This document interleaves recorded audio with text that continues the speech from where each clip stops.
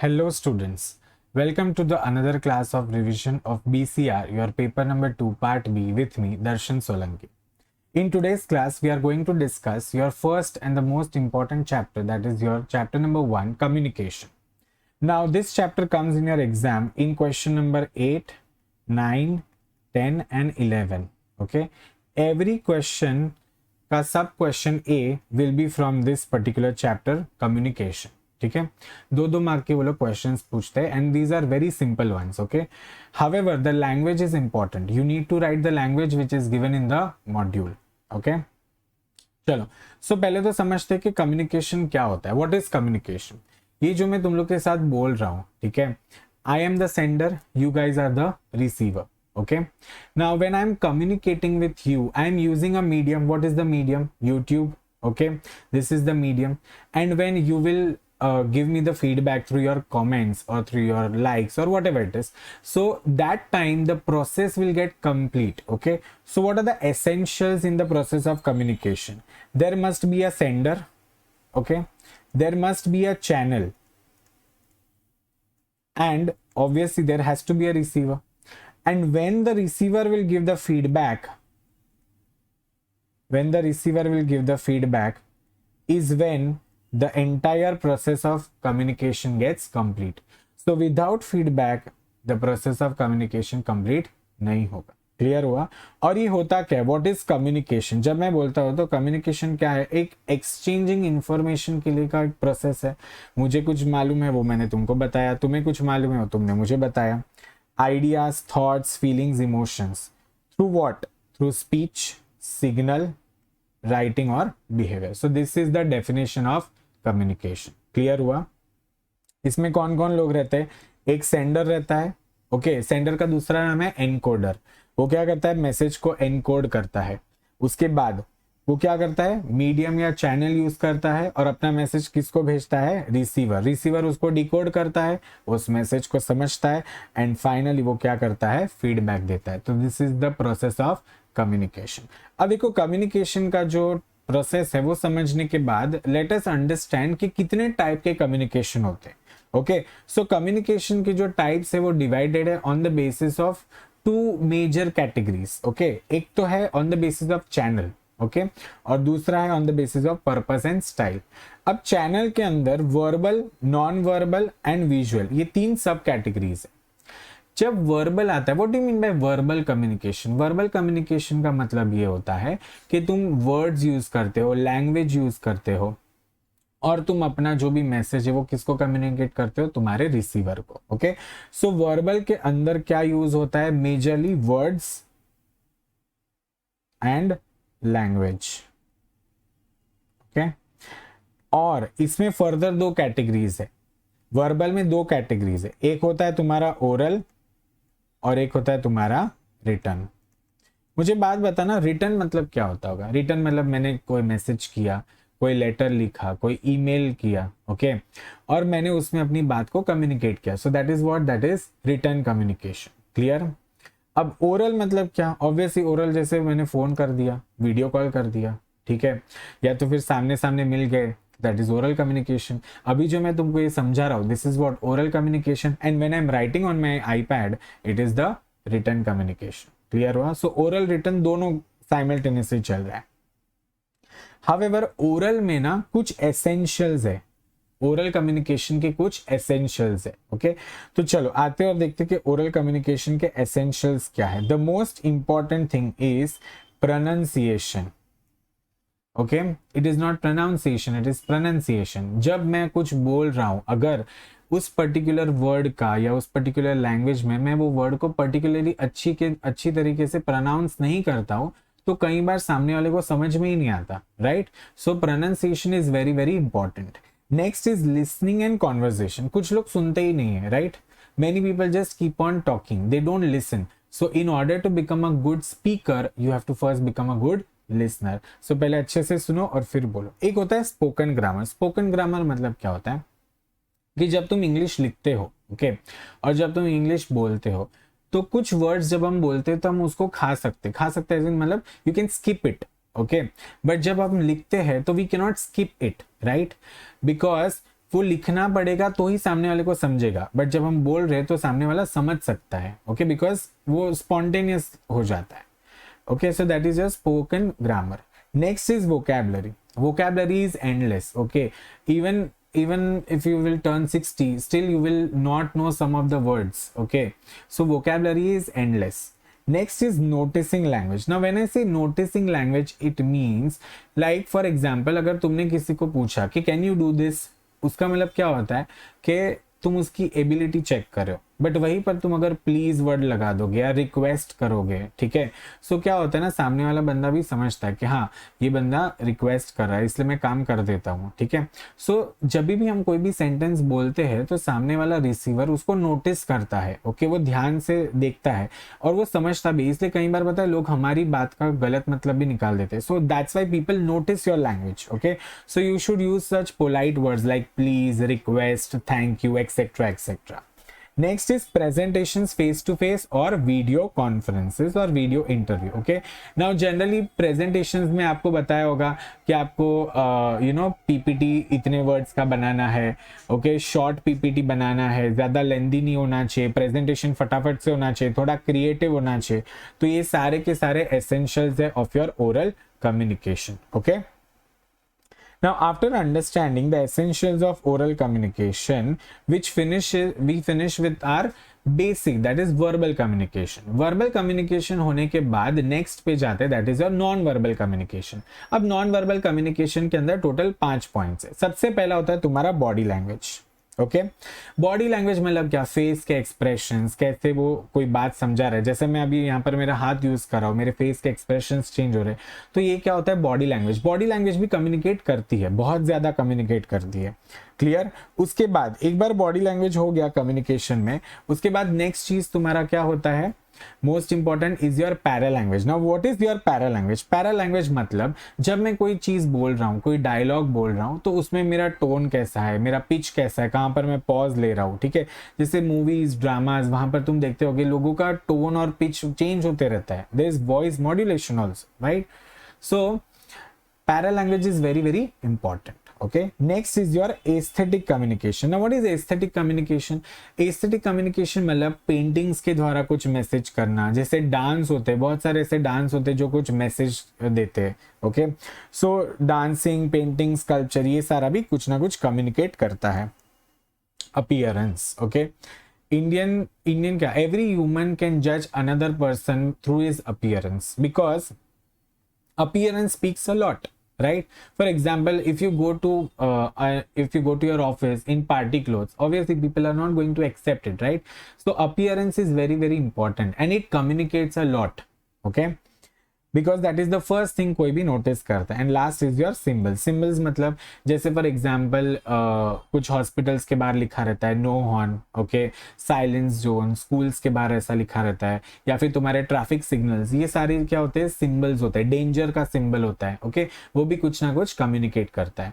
So there are total 5 types of non verbal communication. सबसे पहला body language, दूसरा para language, तीसरा aesthetic communication, चौथा है तुम्हारा most important appearance, and पांचवा is your symbols, okay. After this let us understand visual communication. Visual communication मतलब क्या, through signs, through diagrams, through charts, okay. ये सब को यूज करके हम क्या करते हैं, विजुअली कम्युनिकेट करते हैं. जनरली पीपीटीज में हम ये सारे यूज करते हैं, okay. So with this your first category of communication gets over. That is the first category is based on the types. Now let us understand what is formal and informal communication. Formal communication वो होता है जो companies में, offices, अलग अलग corporate sectors, organisations में use होता है फॉर्मल कम्युनिकेशन, राइट. अब फॉर्मल कम्युनिकेशन में 3 सब कैटेगरी है. एक होता है वर्टिकल, एक होता है हॉरिजॉन्टल और तीसरा है डायगोनल.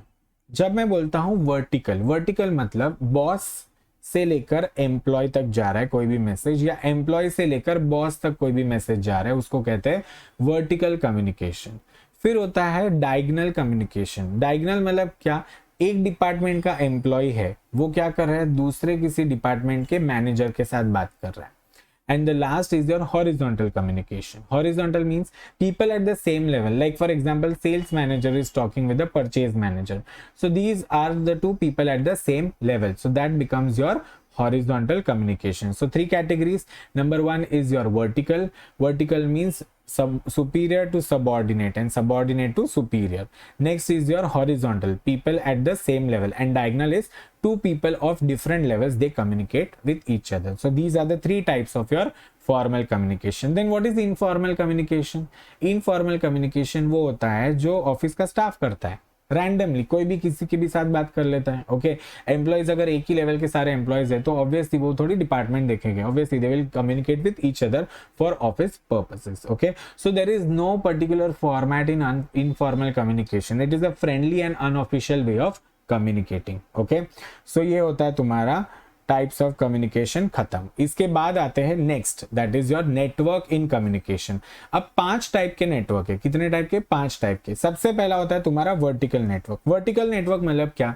बॉस और एम्प्लॉय ये दोनों एक दूसरे के साथ कम्युनिकेट कर रहे हैं. सो क्या हो रहा है? Superior is communicating with the subordinate and subordinate is communicating with the superior. ये हो गया तुम्हारा वर्टिकल नेटवर्क. अब वर्टिकल नेटवर्क और सर्किट नेटवर्क में एज सच कोई डिफरेंस है ही नहीं. सर्किट नेटवर्क मतलब दो लोग बात कर रहे हैं, ठीक है. ऑब्वियसली ए क्या कर रहा है? मैसेज भेज रहा है बी को, और बी क्या दे रहा है? उसको फीडबैक दे रहा है. और वो मैसेज कैसे भेजेगा? Through a channel, obviously. So that is known as a circuit network. इसके बाद आता है चेन नेटवर्क. अब चेन नेटवर्क कैसे समझोगे? जैसे फॉर एग्जाम्पल ए, यहां पर जो ए है वो कौन है? सीईओ है, ठीक है. उसके बाद ई और बी ये लोग कौन है? डिपार्टमेंट के हेड है दोनों जन, ठीक है. फिर एफ और सी कौन है? मैनेजर्स है. और जी और डी कौन है? एम्प्लॉय है. तो अब कैसे होगा? सीईओ ने कोई अगर मैसेज भेजा तो पहले जाएगा डिपार्टमेंट हेड के पास, उसके बाद मैनेजर के पास, और उसके बाद किधर जाएगा? एम्प्लॉय के पास. सिमिलरली अगर किसी एम्प्लॉय को कोई बात का प्रॉब्लम है या एनी ग्रीवियंसेस आर देयर, सो वो क्या करेगा? सबसे पहले अपने मैनेजर को बताएगा, फिर मैनेजर डिपार्टमेंट हेड को बताएगा, और फाइनली वो रिपोर्ट किधर जाएगा? सीईओ के पास जाएगा. Clear? So that is your chain network.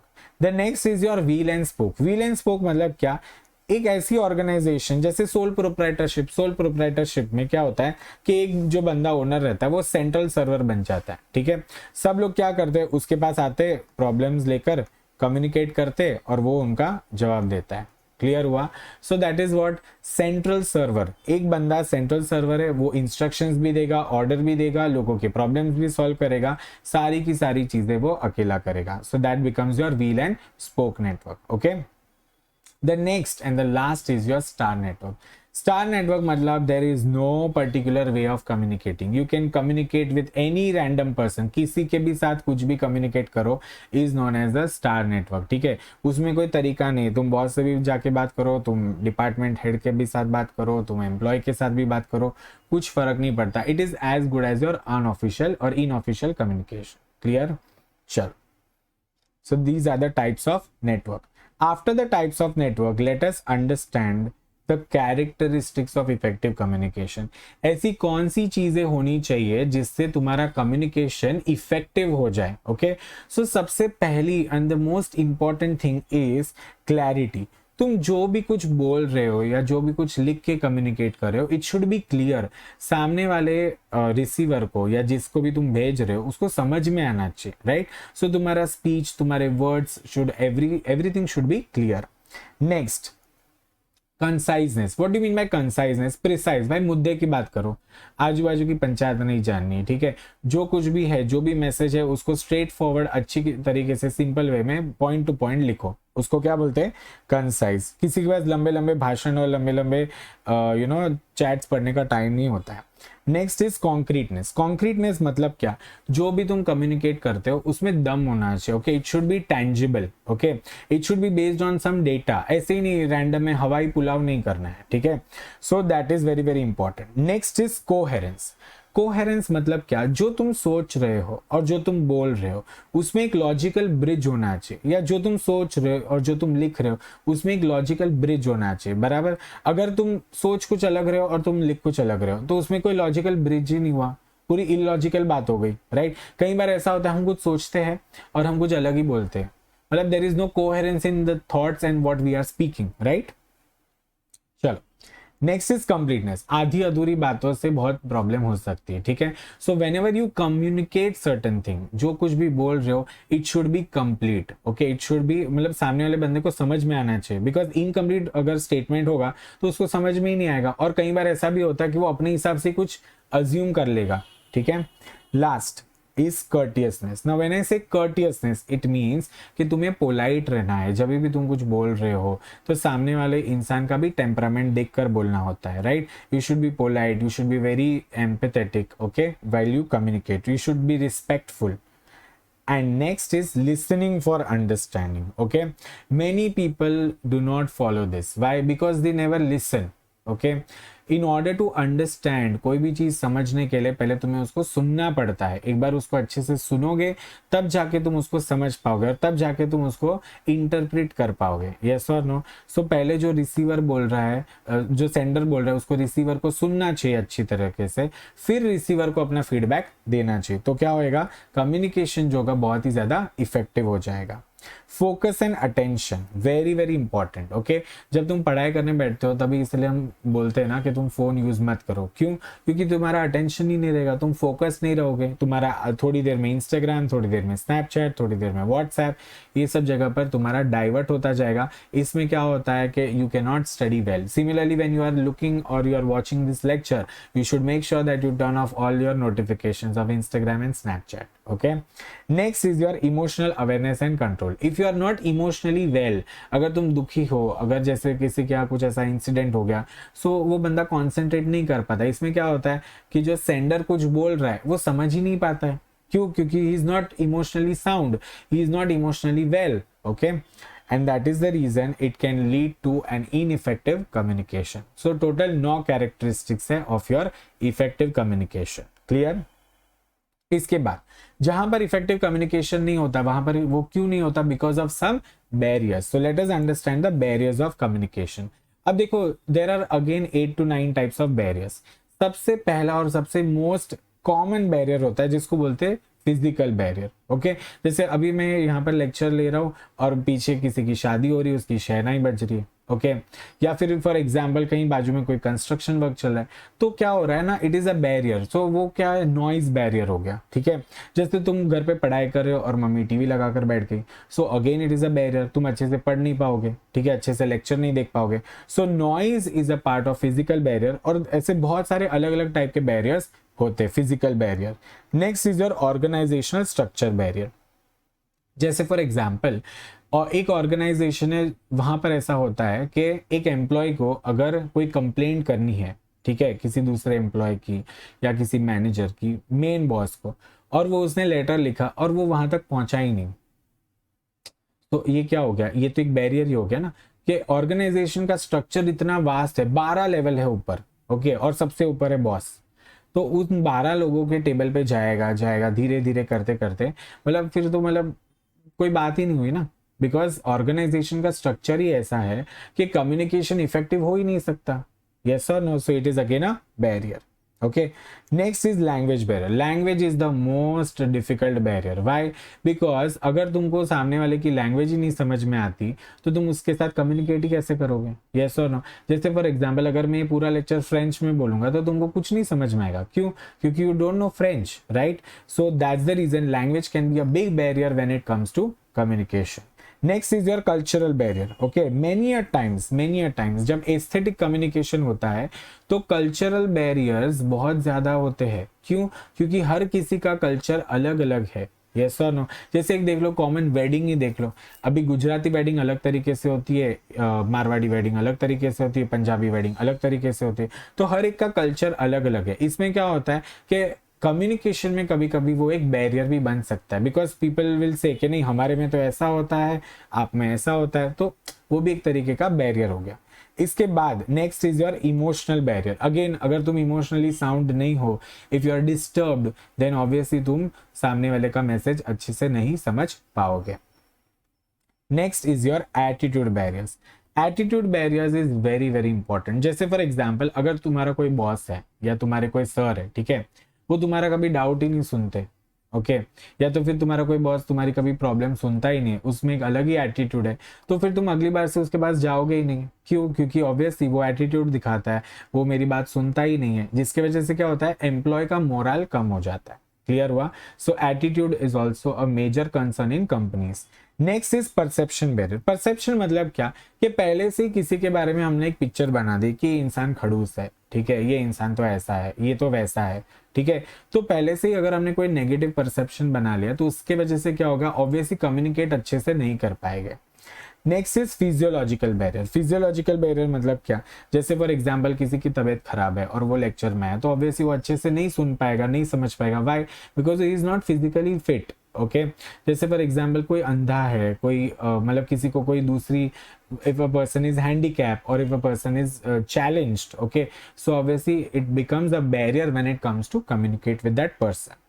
And the last is your technology barrier. Okay, अगर यूट्यूब जैसी टेक्नोलॉजी नहीं होती, अगर हमारे पास ये लैपटॉप नहीं होता, अगर ये कैमरा नहीं होता, तो क्या हम आपको ये रिवीजन करवा पाते? नहीं। सो टेक्नोलॉजी अगर है तो ही सब है। ओके, अगर टेक्नोलॉजी नहीं है then it can become a big barrier in your effective communication. So these are your 9 barriers, and with this we finish our first revision of chapter number 1. Okay, thank you so much guys.